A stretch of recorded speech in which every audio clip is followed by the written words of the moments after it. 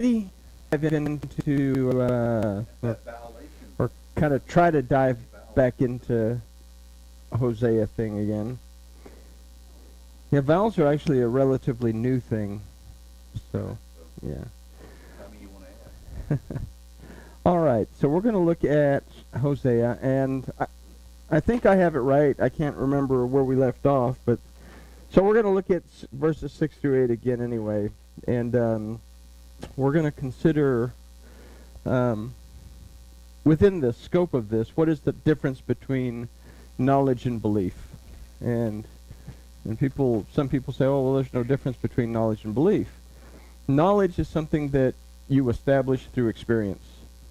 For example, you know that there's a value to work because you go to work and you receive the benefits from work. Whereas belief is, I believe that there is a value to work. But I've never worked in my life, so I don't know. I don't know that for a fact. It's a belief that I have. And the same thing applies to, I believe that Yahweh Elohim exists. But if I don't experience Yahweh Elohim in my life, then I simply have a belief instead of a true, solid knowledge of something that is in my life, that dwells within me, around me, guides me, and that I can actually hear and speak to. And some people call that being crazy, as we got that we see on the media that people that pray and hear from Elohim are mentally ill. So, but there's a difference between knowledge and belief. So Hosea, let's talk to our Elohim and then we'll take a look.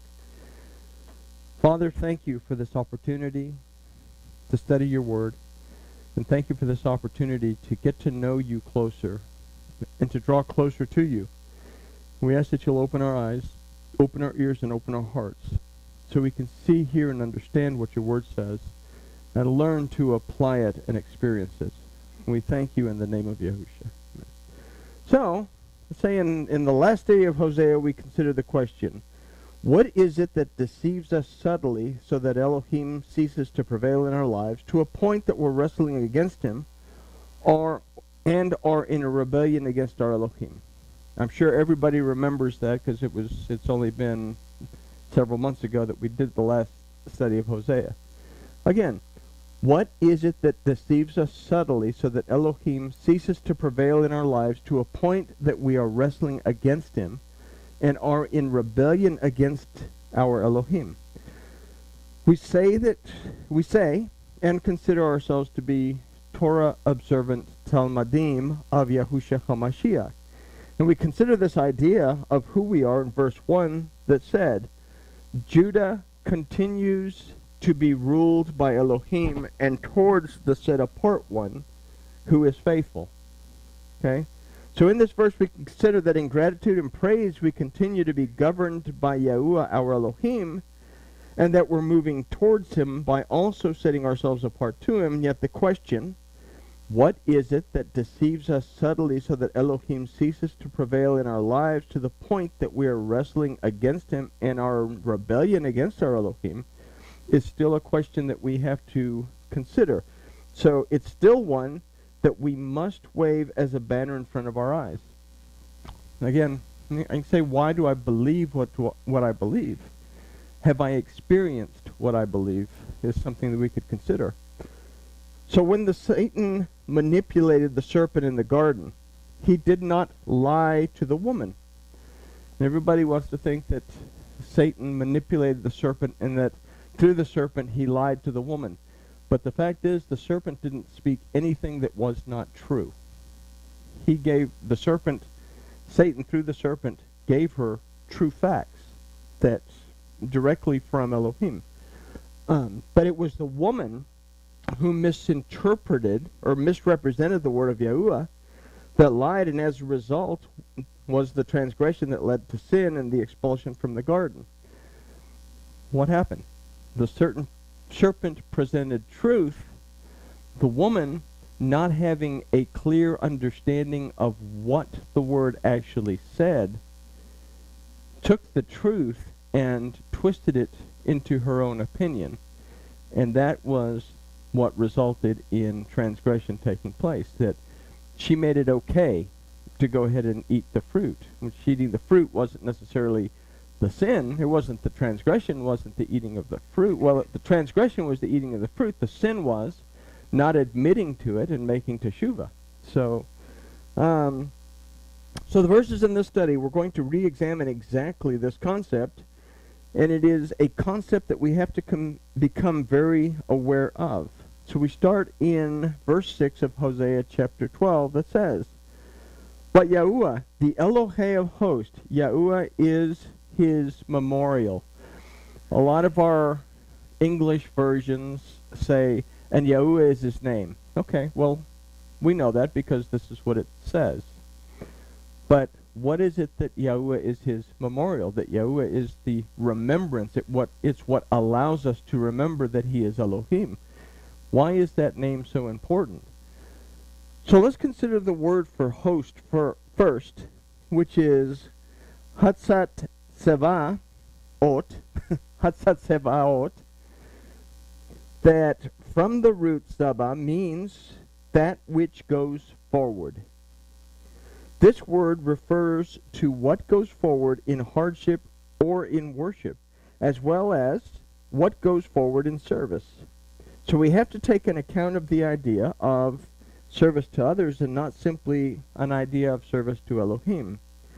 Now we have this title Elohei that comes from the root El, that from the primitive concept, if we spell El from a primitive way, we have there the head of a bull for the Aleph and then the little shepherd's goad for the Lamed. That means the strength in the head of the bull of the power of the strength or power of guidance. And then guidance, we have the shepherd's goad, which can also mean instruction.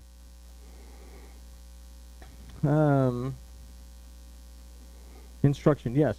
So what is the power or strength that guides us forward in worship, hardship, and service?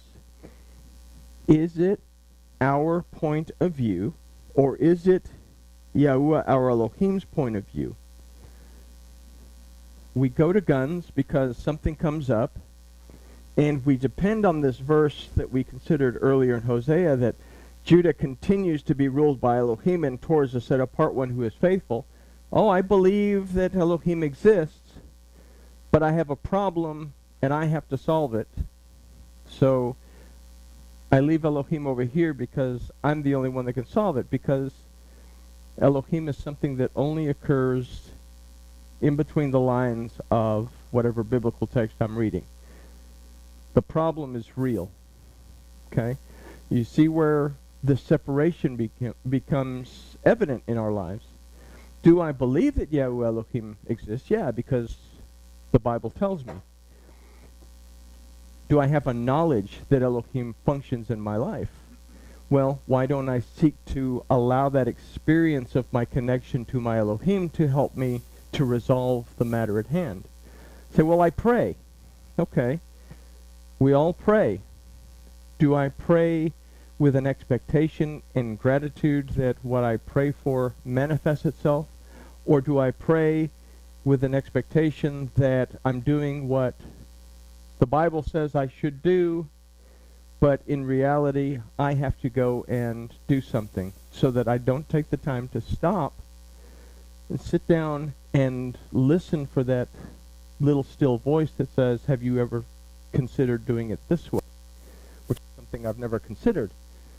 Instead, I try to go ahead at it my way, but I miss out the opportunities of a multitude of other ways because I won't sit down and listen. So anyway, let's go on, or let's consider this idea of Yahuwah is his memorial from the point of view of Shemot, or Exodus 3:13 through 15.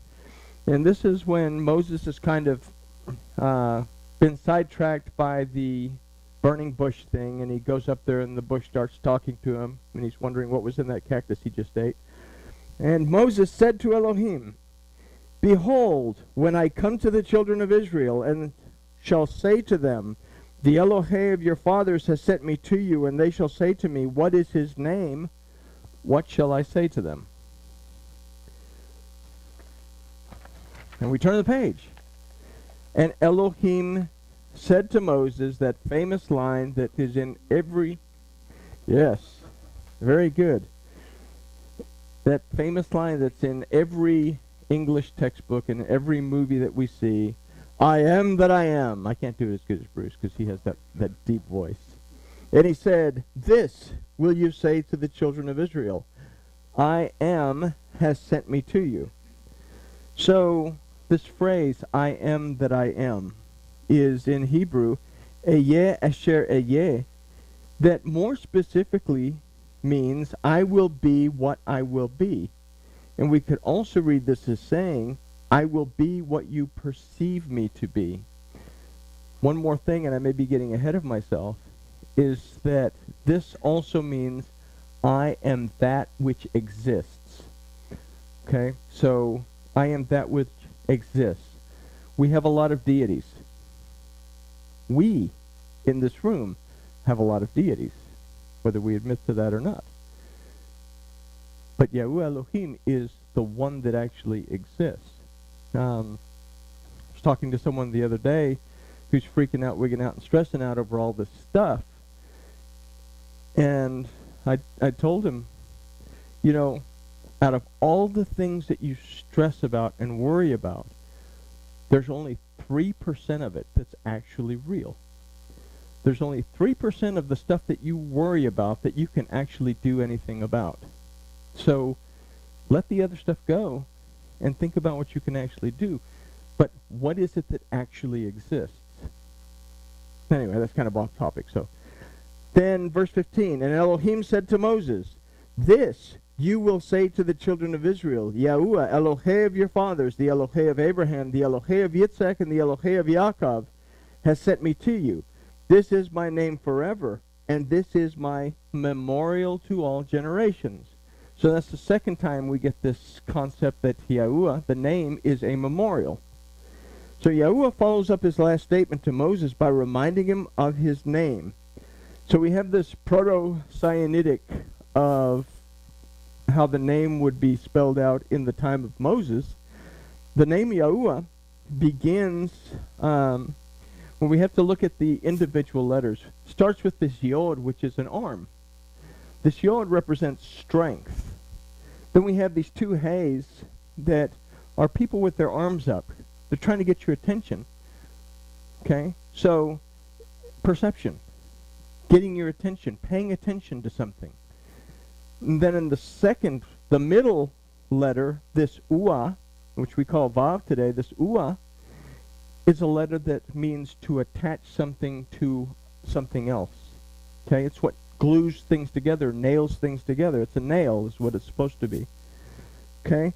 So in this, the idea that's presented in the name, and it's what we need to keep in mind, is the strength of what we perceive is attached to our perception. The strength of what we perceive is attached to our perception. There we go. In other words, what we see, what we believe, is what will be. Okay? So what we see, what we actually experience, more than what we believe, what we see and what we have facts of, is what we believe to be real. What we see and have a fact of, it's something concrete, is what we believe to be real. It gives us the knowledge that we have. Okay? I will be what you perceive me to be. The very name of Yahuwah, our Elohim, serves to remind us that our lives and our relationship to him in our lives is based on the power of our perception in all things and at all times. So our belief requires us to have a knowledge of Elohim in order to experience Elohim instead of simply, I believe that he exists. So our belief, our knowledge, so to speak, is based on our relationship to him in our lives and the power of the perception that we have to his presence. The word used for memorial in these verses and in Hosea is zeker, that also means to remember, recall, and serve as a reminder. So when we are moving forward, do we remember that Yahuwah Elohim is present, and that we must rely on him not only in our worship and our service, but also in times of hardship? Had the northern kingdom forgotten this aspect of their relationship with Yahuwah Elohim? Okay? They had a belief that Yahuwah Elohim existed, but they weren't experiencing the presence of Elohim. And the reason they weren't experiencing the presence of Elohim is because they were too busy worshiping other deities. Okay? But are they any different from us? Okay? We have a lot of deities in our lives. I have stuff to do. I have bills to pay. I have things to think about. So my Elohim gets shoved over here in a corner because he only exists for a few hours out of the week, but all this other stuff is present all the time. So what if I brought my Elohim into a presence with everything else, and then it would be kind of like having the cloud in the daytime and the fire in the evening time, that I would have this constant presence and this constant protection. So this question is going to present itself. Oh, look, I forgot the P. Present itself again when we look into verse 8. So let's consider verse 7. Therefore turn to Elohecha. Keep mercy and justice and wait for Elohecha continually. So we first take into account the title Elohecha is used in this verse. This title means your Elohim, but it's a personal and intimate your. So this is talking not just to the northern kingdom and the southern kingdom. This is talking to each individual person within that kingdom. So it's something that we need to take personal. Okay? It's an intimate your that speaks directly to us as individuals. And the verse begins with ve'ata, that means and you. If we consider that the intimate form of Elohecha is being used, then we can consider that the you who's being spoken to will be the one reading the verse in the future. Therefore, it's speaking directly to us. Okay? We're the ones that are reading it now. This verse then, we must consider is speaking to each one of us as individuals, and not just a message to the southern house of Judah or the northern house of Israel. We as individuals must turn to Elohecha. And the word used for turn is tashuv, that from the root shuv means to turn back to or to return to. It's also the root of the word teshuva. So when I realize that I've gone to guns on something, can I stop and turn around and bring Yahuwah back with me into the situation that I'm in, so that I'm no longer facing whatever situation on my own? Okay? Note that the first use of Elohecha in this verse is be'elohecha. The beit is not used for to. This would be the prefix lamed that would mean towards. Beit means in or into. So this should say turn in or into Elohecha. We turn our power and we move into Yahuwah Elohim, because having the realization that it is within him that we live and move and have our existence, we're simply going through our day-to-day motions on our own. Okay? So we have to turn and return into the very presence of our Elohim. Allow ourselves to be surrounded by our Elohim, and then believe with a knowledge that he is present, and we will experience his guidance, or we will experience his direction to take us to where we need to go. So let's take a moment to look at the words spoken by Paul at Acts 7:27 and 28. Oh, look there, I got ahead of myself. 27, that they should seek Elohim, if perchance they might seek to feel him and find him, though he is not far from each of us. So is there a difference between just seeking Elohim and seeking Elohim in order to feel that presence and to find that presence with you? Because if you do, then we take verse 28 very seriously. For in him we live and move and have our being. As certain even of your own poets have said, we are also his offspring. Not only are we within Yahuwah Elohim, we're created by Yahuwah Elohim. We are, I don't know how to say this without it sounding the wrong way, but we are a part of Yahuwah Elohim. Okay? He is a part of us. Not to say I am God. But the concept is that I move and breathe within, so I have access to all the information, past, present, and future, if I will simply stop, acknowledge that Yahuwah Elohim exists, have a conversation with him, have a cup of tea, ruibos, kind of, sort of, and allow the information to flow to me from Yahuwah, who is very much present. Then I take that information and then I apply it. Okay? No, we don't have that much time when we have to slam on the brakes because the person in front of us is slamming on their brakes. No, I slam on the brakes.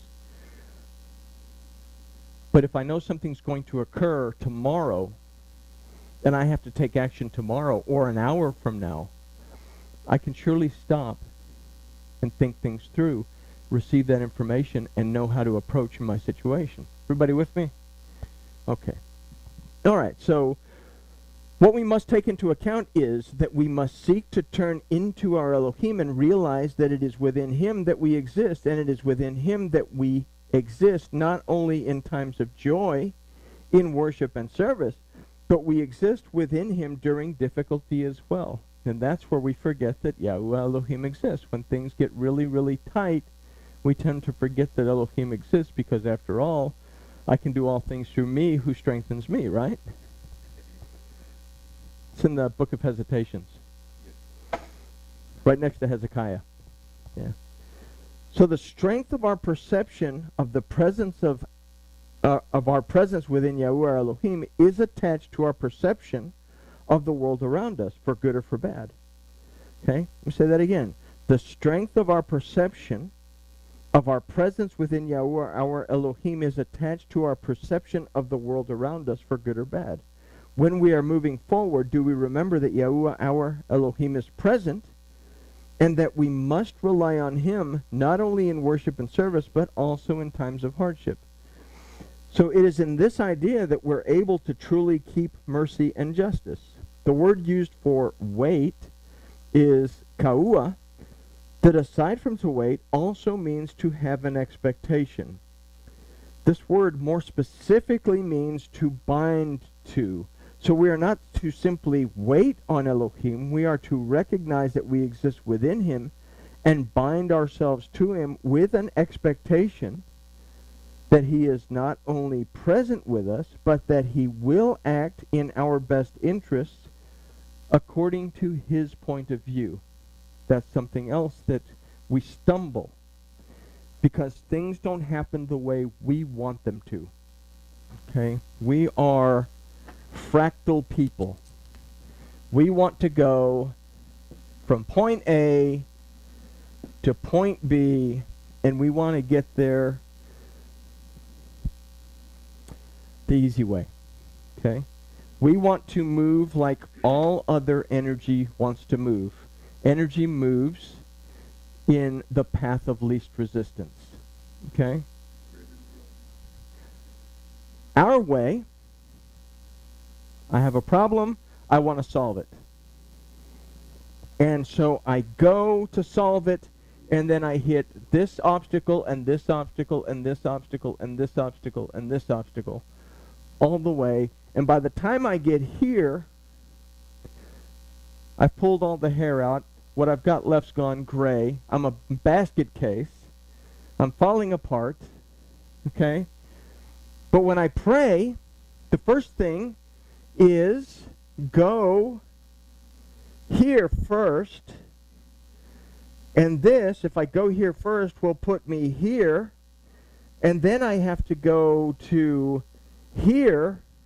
And this will put me here without having to hit these. And then I have to go to here. And it runs me back to here. And then I go over to here.